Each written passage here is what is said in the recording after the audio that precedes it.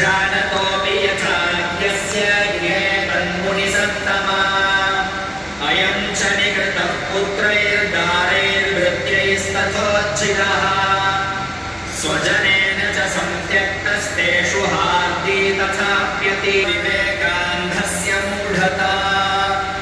ऋषिरुवाच आमत्ते मोहगर्ते निपातिताः महामाया प्रभावेन संसारस्थितिकारिणा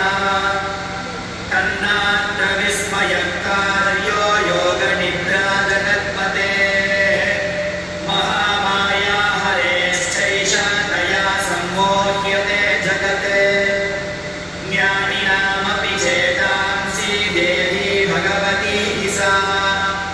बलादादृश्य मोहाय महामाया प्रयच्छति तया विसृज्यते विश्वं जगदेतच्चराचरम् सैषा प्रसन्ना वरदा नृणां भवति मुक्तये सा विद्या परमा मुक्तेर्हेतुभूता सनातनी संसारबन्धहेतुश्च सैव सर्वेश्वरेश्वरी राजोवाच भगवन्ता हि सा देवी महामायेति या भवान् ब्रवीति कथमुत्पन्ना सा कर्मास्याश्च किं द्विज यत्प्रभावा च सा देवी यत्स्वरूपा यदुद्भवा तत्सर्वं श्रोतुमिच्छामि त्वत्तो ब्रह्मविदाम्बर ऋषिरुवाच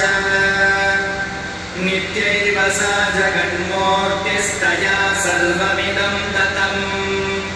तथापि तत्समुत्पत्तिर्बहुधा श्रूयतां मम विश्वं त्वयैतत्सृज्यते जगत् त्वयैतत्परसर्वस्य गुणत्रयविभाविनी कालरात्रिर्महारात्रिर्मोहरात्रिश्च दारुणा त्वं श्रीस्त्वमेश्वरी त्वं ह्रीस्त्वं बुद्धिर्बोधलक्षणा लज्जा पुष्टिस्तथा तुष्टिस्त्वं शान्तिः क्षान्तिरेव च खड्गिनी शूलिनी घोरा गदिनी चक्रिणी तथा शङ्खिनी चापिनी बाणभुषुण्डी वरिघायुधा सौम्या सौम्यतरा शेष सौम्येभ्यस्त्वति सुन्दरी परावराणां परमा त्वमेव परमेश्वरी यच्च किञ्चित् क्वचिद्वस्तु सतसत्त्वाखिलात्मिके तस्य सर्वस्य या शक्तिः सा त्वं किं स्तूयसे तदा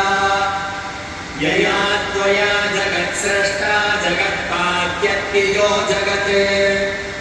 सोऽपि निद्रावशं नीतः कस्त्वां स्तोतुमिहेश्वरः विष्णुः शरीरग्रहणमहमीशान एव च